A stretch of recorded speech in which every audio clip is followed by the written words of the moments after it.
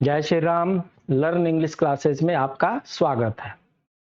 इससे पहले वाले क्लासेस में ये तीसरा क्लास है। इससे पहले पहला क्लास ये है कि हम अंग्रेजी क्यों सीखें, अंग्रेजी सीखने से हमें क्या फायदा है और अंग्रेजी नहीं सीखने से हमें कितना बड़ा नुकसान है।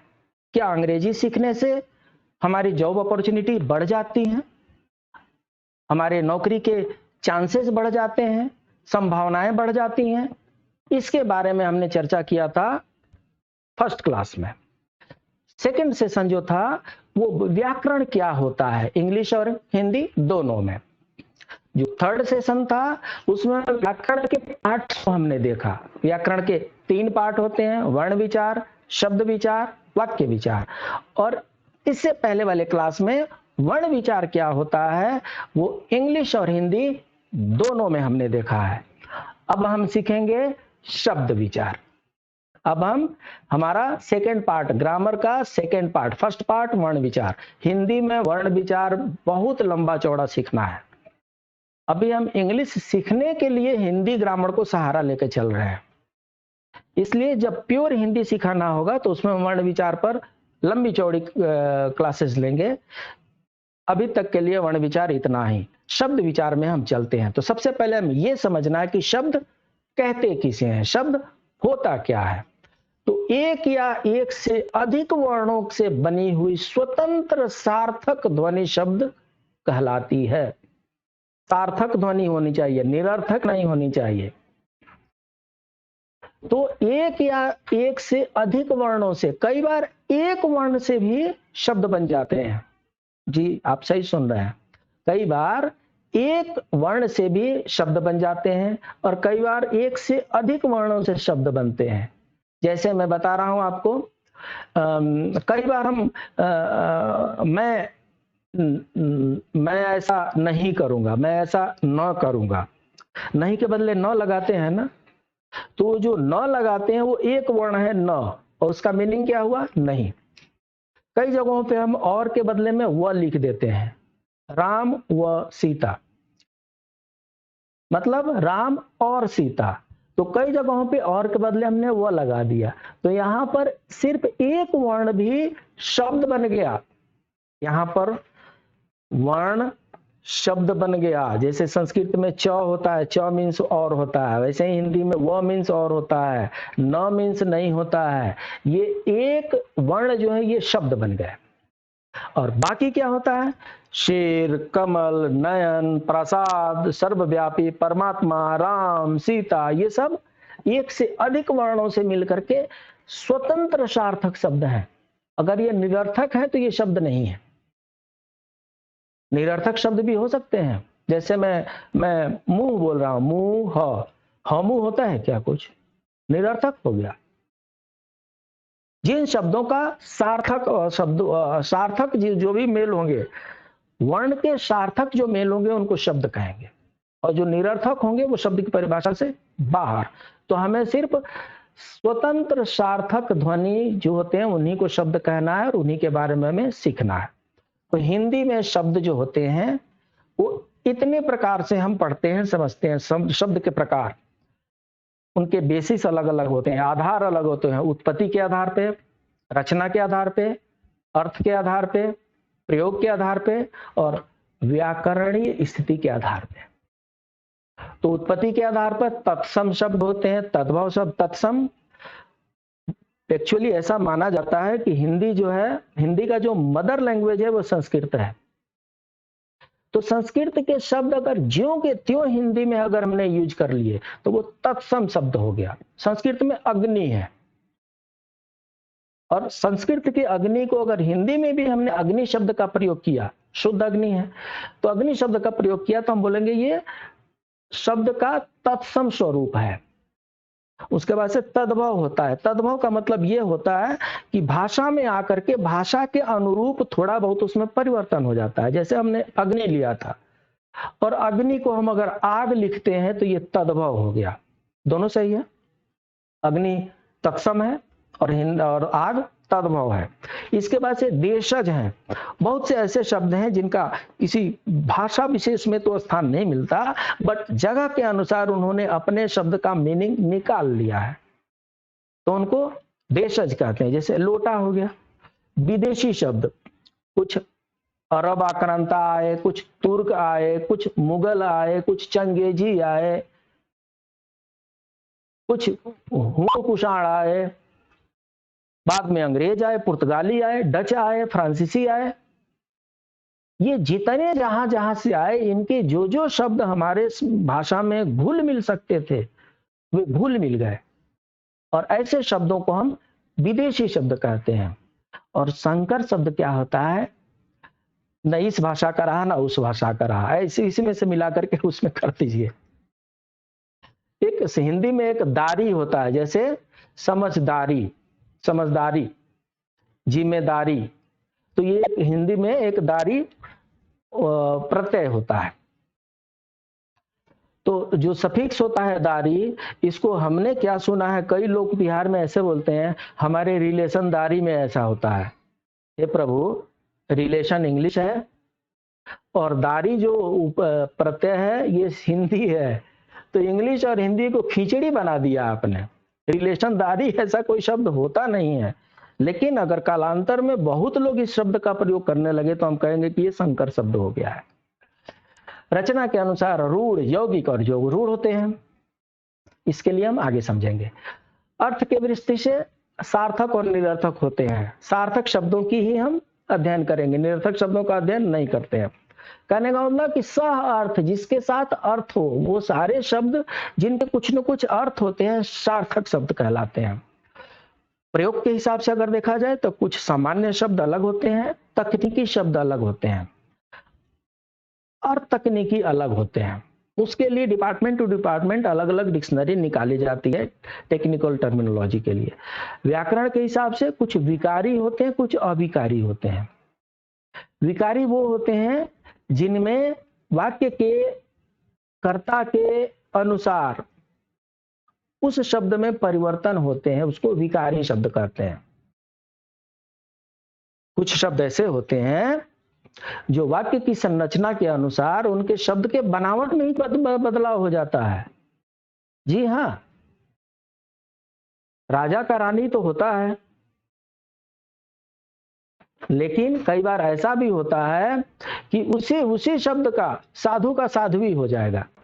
जब पुल्लिंग होगा तो साधु होगा और स्त्रीलिंग होगा तो साध्वी हो जाएगा, तो ये विकारी शब्द हो गया।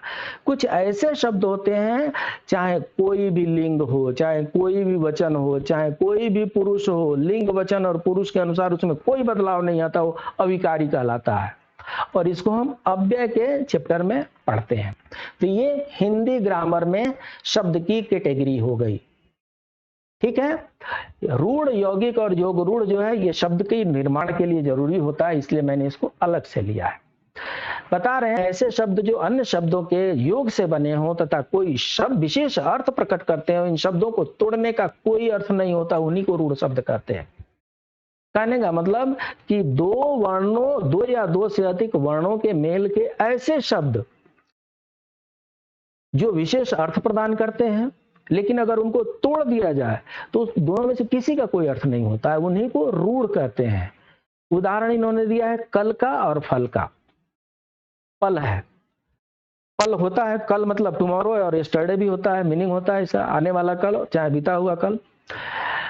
लेकिन कल को अगर हम तोड़ करके क और ल कर दें तो इसमें से कोई मीनिंगलेस हो जाता है। इसलिए ऐसे शब्द जिनमें वर्णों को जोड़ करके एक मीनिंग निकलता है वो रूढ़ शब्द कहलाता है। यौगिक शब्द क्या होता है, मोटा मोटी ये समझ लीजिए कि दो रूढ़ शब्दों के योग से जो शब्द बनता है उसको यौगिक कहते हैं। यौगिक मीन्स कंपाउंड, जुड़ देना, यौगिक मीन्स जुड़ जाना। तो जब दो रूढ़ शब्द जुड़ जाए तो यौगिक शब्द बन जाते हैं। जैसे देव एक शब्द है, आलय एक शब्द है, देव और आलय जोड़ करके देवालय बन गए, मतलब देवता का घर, मतलब मंदिर। विद्या और आलय, विद्या एक शब्द है और आलय एक शब्द है। विद्या का घर, विद्यालय अर्थात स्कूल। तो इस तरीके से ये यौगिक हो गए। और योग रूढ़ क्या होते हैं? ऐसे यौगिक शब्द जो सामान्य अर्थ प्रकट न करके किसी विशेष अर्थ को प्रकट करें। योग रूढ़ शब्द जो होते हैं यौगिक शब्द हैं। वो यौगिक शब्द योग रूढ़ कहलाते हैं जो अपना सीधा सीधा मीनिंग न दे करके कुछ विशेष अर्थ प्रकट करते हों। उन्होंने अपना कुछ विशेष अर्थ प्रकट कर लिया है, बना लिया है। जैसे दशानन, अगर दशानन का संधि विच्छेद हम करें तो 10 आनन है जिसके, मतलब 10 सिर वाला, 10 मुख वाला। आनन मतलब मुख होता है, तो 10 मुख वाला जो है उसको दशानन कहते हैं। तो अगर 10 मुख वाला सिर्फ इतना ही हम लिखें तो ये यौगिक हो गया। लेकिन जैसे ही हम लिखेंगे 10 मुख वाला अर्थात रावण, तीसरा मीनिंग हो गया ना। दशानन में चाहे 10 मुख में कहीं भी रावण शब्द नहीं आ रहा है। रावण शब्द हम निकाल रहे हैं। लंबोदर, लंबा है उदर जिसका, तो हिसाब से लंबा है उदर जिसका ये यौगिक समास यौगिक हो गया। लेकिन जब हम लंबा है उदर जिसका अर्थात गणेश जी, जैसे ही हम अर्थात लगा देते हैं और थर्ड मीनिंग निकाल देते हैं, योग रूढ़ शब्द बन जाता है। योग रूढ़ शब्द को हम बहुव्रीहि समास में पढ़ते हैं। जब हम हिंदी व्याकरण पढ़ेंगे तो उसमें बहुव्रीहि समास आएगा, तो उसमें हम योग रूढ़ शब्दों को पढ़ते हैं। तो इस तरीके से ये हिंदी के शब्द के प्रकार हो गए। अब इनको इंग्लिश में जब हम पढ़ेंगे तो इनको पार्ट्स ऑफ स्पीच के नाम से पढ़ेंगे।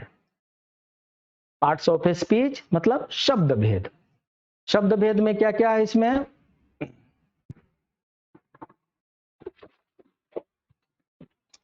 Noun, pronoun, verb, adverb, adjective, preposition, conjunction, interjection.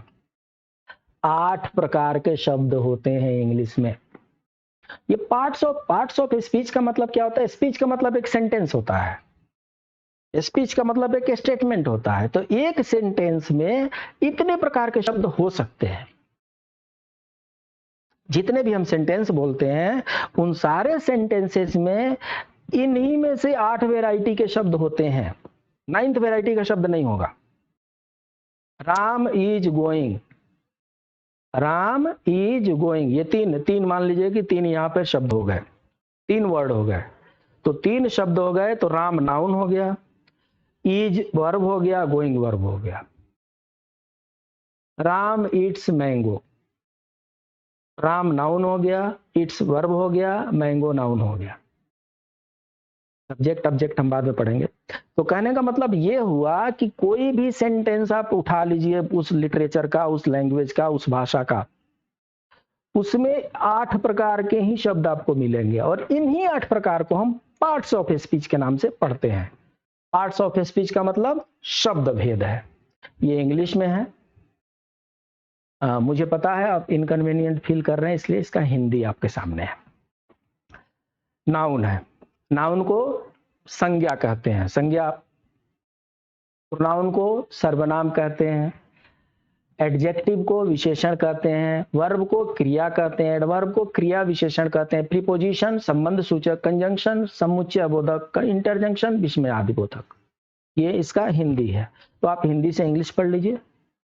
संज्ञा को नाउन कहते हैं, सर्वनाम को प्रोनाउन कहते हैं, विशेषण को एडजेक्टिव कहते हैं। अच्छा, ऐसा है आपने सुना होगा नाउन, प्रोनाउन, वर्ब, एडवर्ब, ऐसा आपने सुना होगा।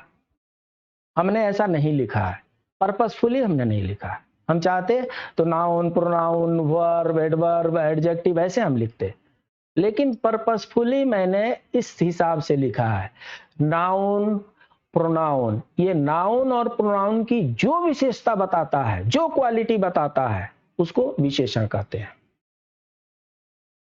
The word which qualifies noun and pronoun is known as adjective। जो वर्ब या जो नाउन या प्रोनाउन की विशेषता बताए उसे एडजेक्टिव कहते हैं। सीधी सीधी सी बात है। घोड़ा नाउन हो गया, लाल घोड़ा, लाल उसमें विशेषण हो गया। तो नाउन और प्रोनाउन की जो विशेषता बताए उसको विशेषण कहते हैं। और यहां पर क्रिया है, और क्रिया की जो विशेषता बताए उसे क्रिया विशेषण कहते हैं। जैसे घोड़ा दौड़ रहा है, ये अभी तक तो ठीक है, लाल घोड़ा दौड़ रहा है, ये भी ठीक है। लाल घोड़ा तेज दौड़ रहा है, बड़ी तेजी से दौड़ रहा है, धीरे धीरे दौड़ रहा है, तेजी से दौड़ रहा है और धीरे धीरे दौड़ रहा है। ये दौड़ना को क्वालिफाई कर रहा है, दौड़ना किस तरीके से वो दौड़ रहा है वो बता रहा है, दौड़ने की विशेषता बता रहा है, और इसलिए वो एडवर्ब हो गया। उसके बाद से preposition, conjunction, interjection, place to place इसको यूज करते हैं। तो इन सब का हम एक एक नहीं कई कई क्लास लेने वाले हैं। ये जितने भी 8 हैं, इस 8 पर कई कई क्लास लेने वाले हैं हम। संक्षिप्त रूप में आपको यह समझना जरूरी है कि नाउन, हर चीज जो दिखाई देती है उसको नाउन कहते हैं।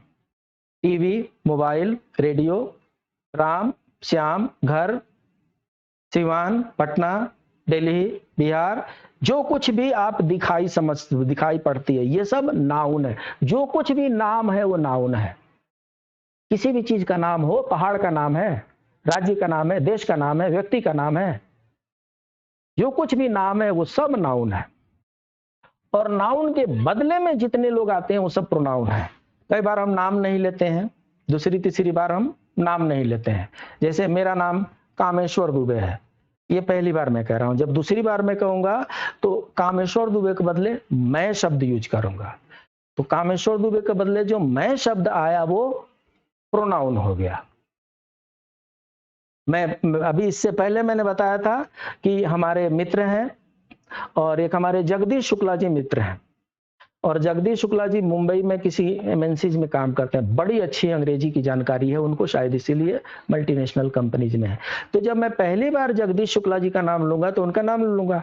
दूसरी बार जब मुझे नाम लेना होगा तो मैं बताऊंगा वो बहुत अच्छी इंग्लिश बोलते हैं। तो वो शब्द जो आया है वो जगदीश शुक्ला जी के बदले में आया है, और इसलिए वो प्रोनाउन हो गया।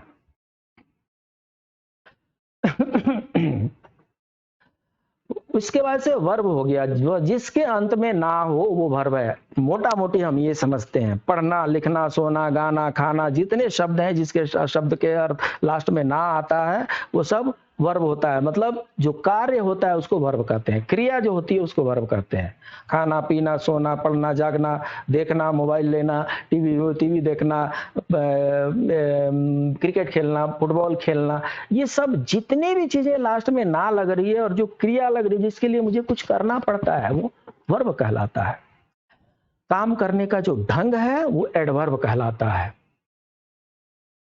जैसे मोहन पढ़ता है, मोहन पुस्तक पढ़ता है, ठीक है, मोहन नाउन हो गए और पढ़ना वर्ब हो गया।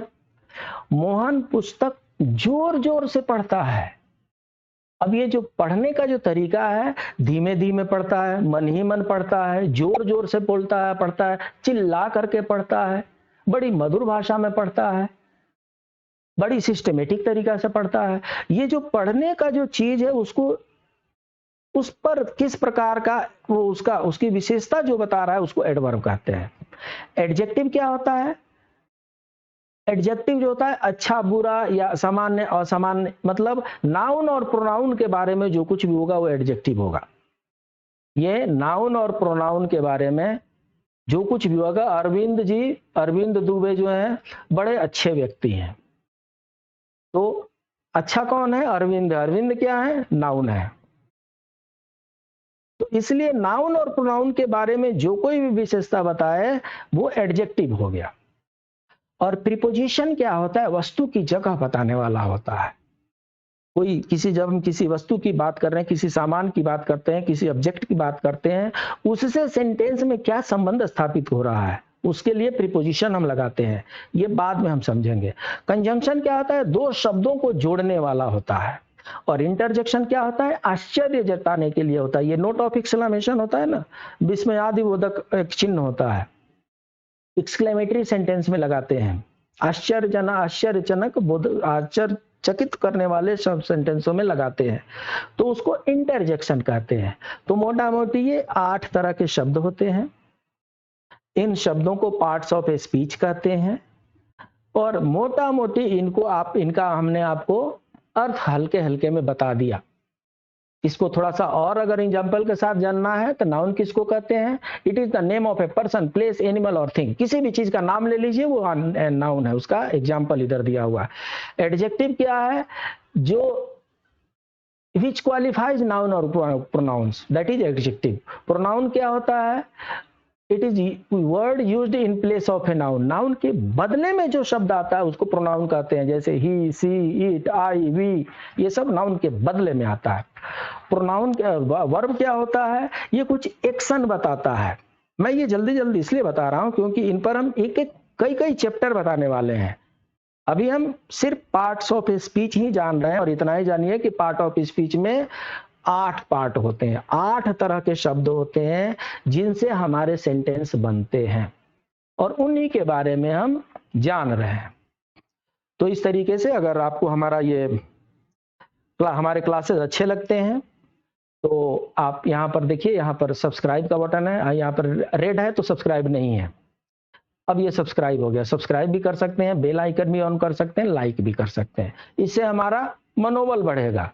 नहीं तो भी कोई बात नहीं, हम इसके बिना भी ये क्लासेस जारी रखेंगे। फिर मिलते हैं अगले क्लास में, तब तक के लिए जय श्री राम।